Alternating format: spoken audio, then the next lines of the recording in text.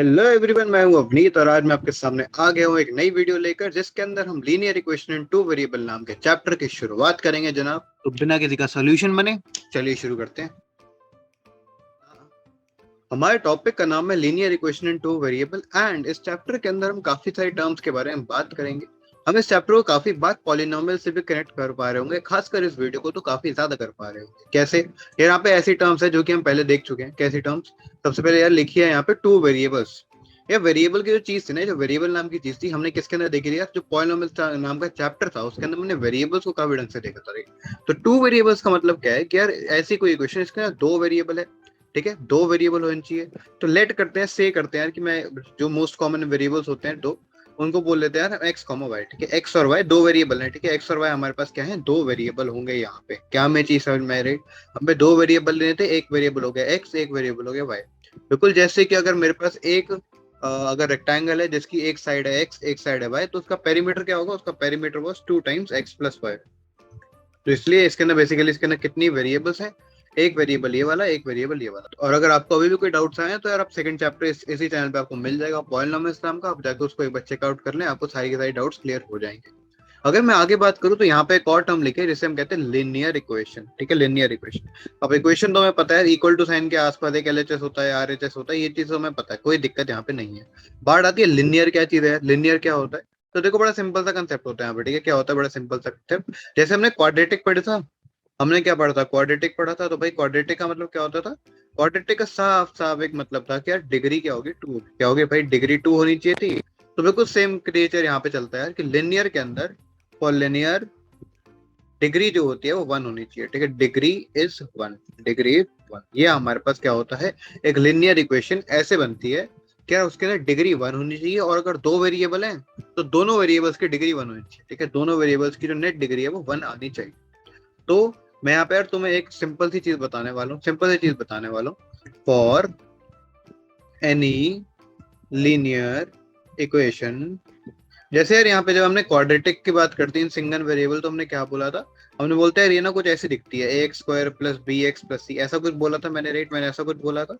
तो ये बेसिकली क्या है? इस चीज को हम क्या बोलते हैं? इसको हम बोलते हैं जनरल। ठीक है, जनरल फॉर्म कहते हैं क्वाड्रेटिक की। तो वैसे ही लीनियर की जनरल फॉर्म क्या होती है? लीनियर इक्वेशन की जनरल फॉर्म क्या होती है? टू वेरिएबल्स की बात हो रही है, फॉर टू वेरिएबल्स। ठीक है, तो उसकी बात अगर मैं उसकी बात करूंगा तो क्या आता है? We finally get the answer और we finally get the equation to be, we finally get the equation to be A X plus B Y plus C is equal to zero. ये हमारे पास जनरल फॉर्म होती है for any linear equation in two variable. ठीक है, अगर मैं पूरे चैप्टर को सम अप करके यार एक चीज बोलना चाहूँ तो ये सबसे इंपॉर्टेंट चीज है, दैट इज किसी भी अगर मुझे लिनियर इक्वेशन की बात करनी है तो उसकी जनरल फॉर्म क्या होगी? A X plus B Y plus C is equal to zero होती है।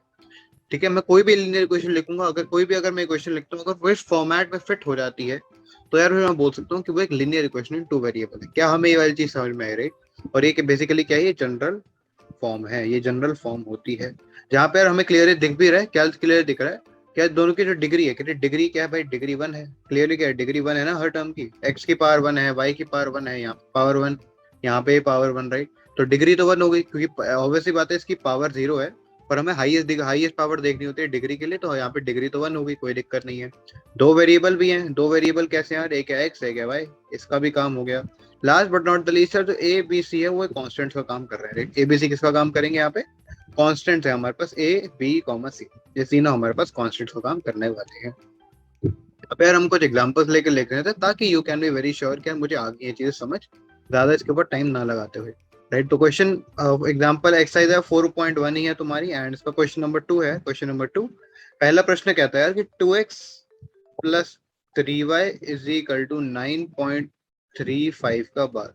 तो इसे शो करना है इसके जनरल फॉर्म में। इट्स अ वेरी इजी काम, बहुत ही आसान काम रहेगा। कैसे?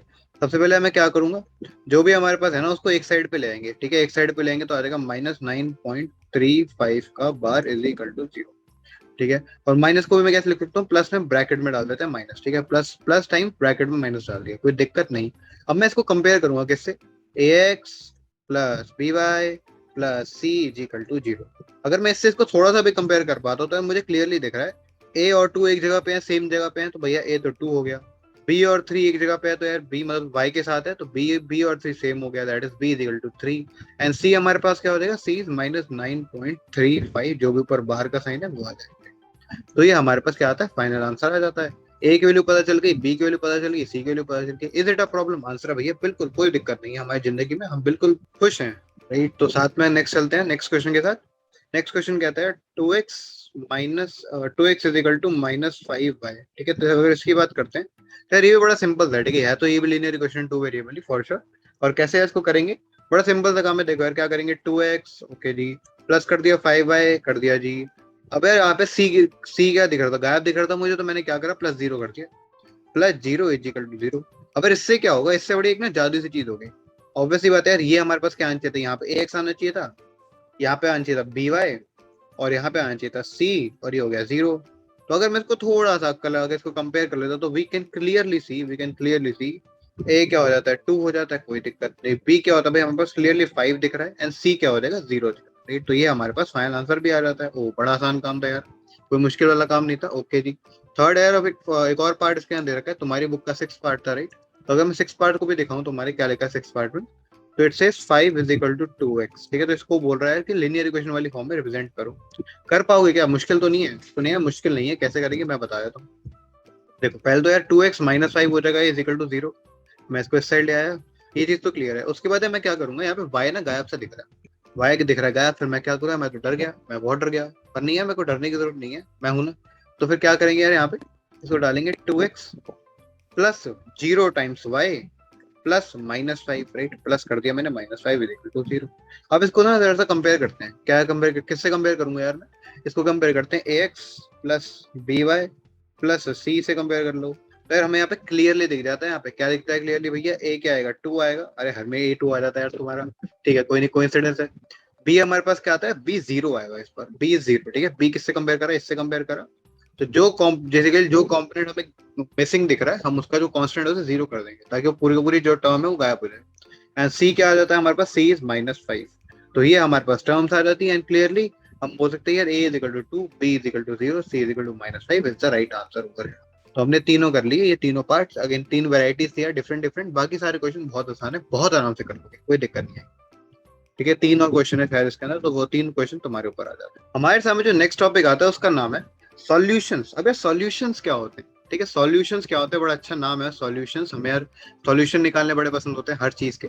तो सॉल्यूशंस होता क्या है, तो यार सॉल्यूशन की मैथमेटिकल भाषा होती है एवरी, सुनो मेरे साथ, बोलते जाते साथ साथ मेरे साथ बोलो, एवरी पेयर, क्या बोला, every pair of x and y, every pair of x and y satisfying the linear equation, the given linear equation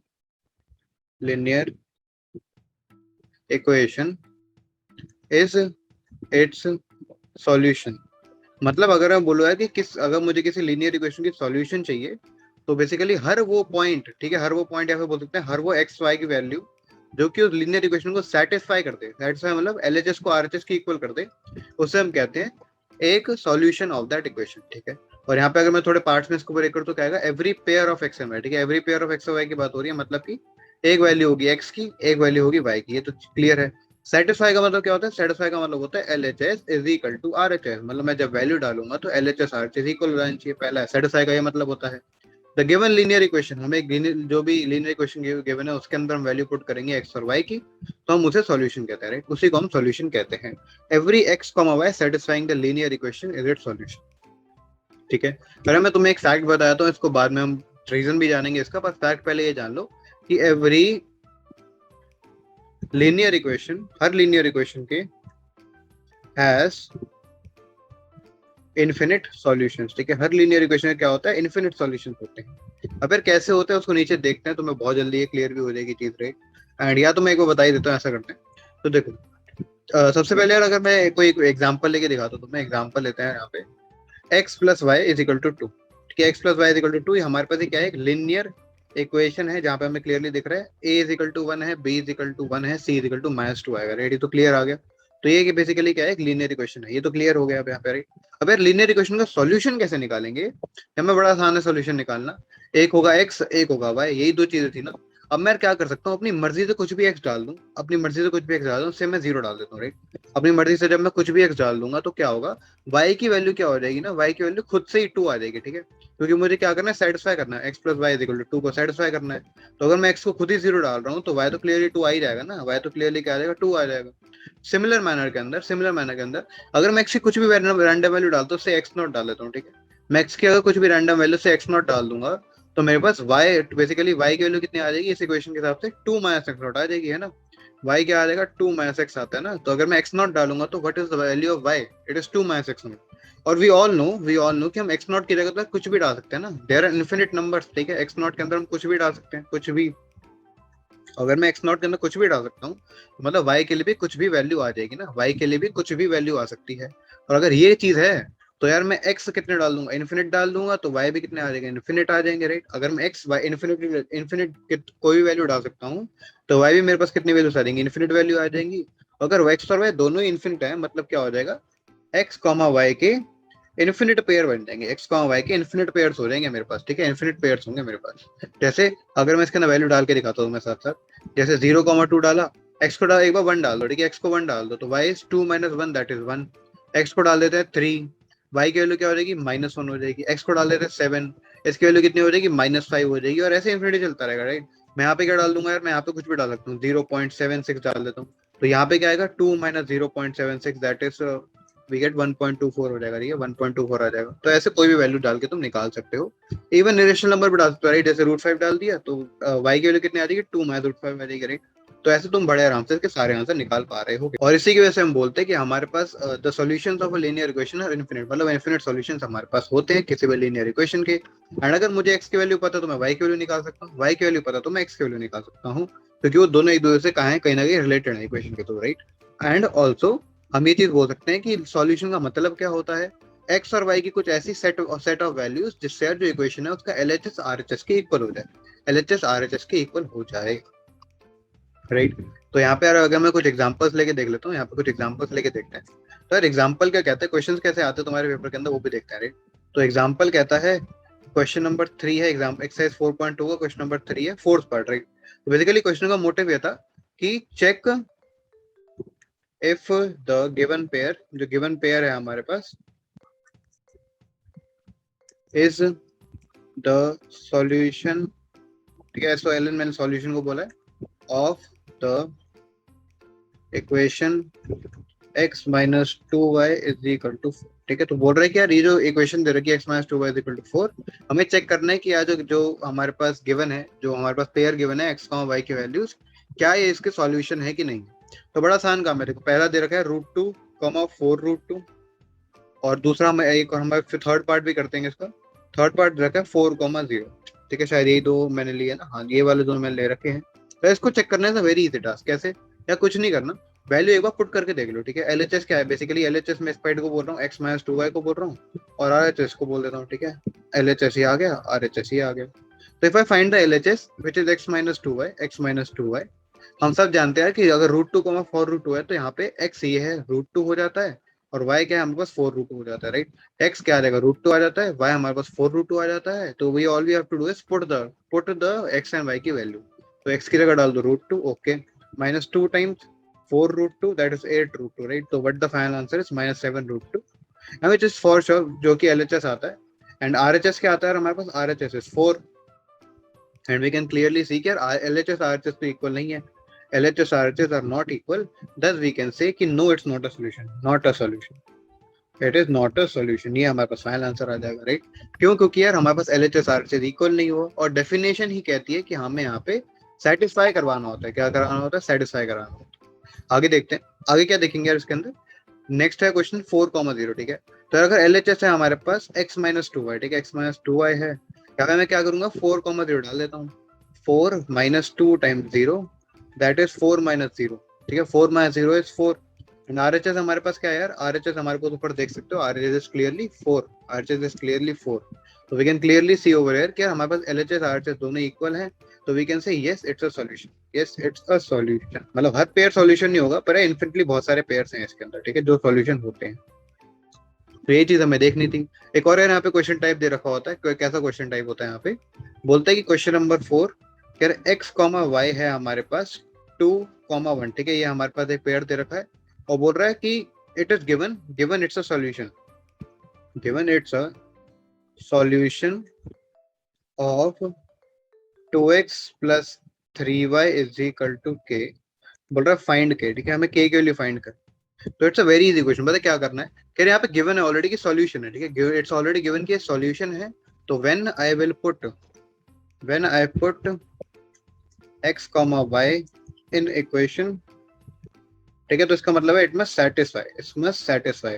तो अगर ऐसा है तो मैं क्या करूंगा यार, 2 इंटू एक्स था यहाँ पे x plus 3 into y is equal to k था, और we all know x is equal to 2 आएगा, y इज इक्वल टू 1 आएगा। What we have to do is यार, बड़ा आसान सा काम है, 2 की यहाँ पे वैल्यू डालो 4, y की इधर वैल्यू डालो 3, ठीक है, मतलब 4 2 इंटू 2 4 हो जाएगा plus 3 that is equal to K, and 4 plus 3 is equal to 7। तो 7 आ जाता है हमारे पास के की वैल्यू, ये हमारे पास फाइनल आंसर आएगा फ्रॉम द कंडीशन। क्या सॉल्यूशन ऐसी कंडीशन होती है या फिर ऐसा पेयर ऑफ एक्स वाई होता है जहाँ पे जो इक्वेशन है वो सेटिस्फाई कर जाती है, बोल सकते हैं आरएचएस एलएचएस की इक्वल हो जाता है, राइट।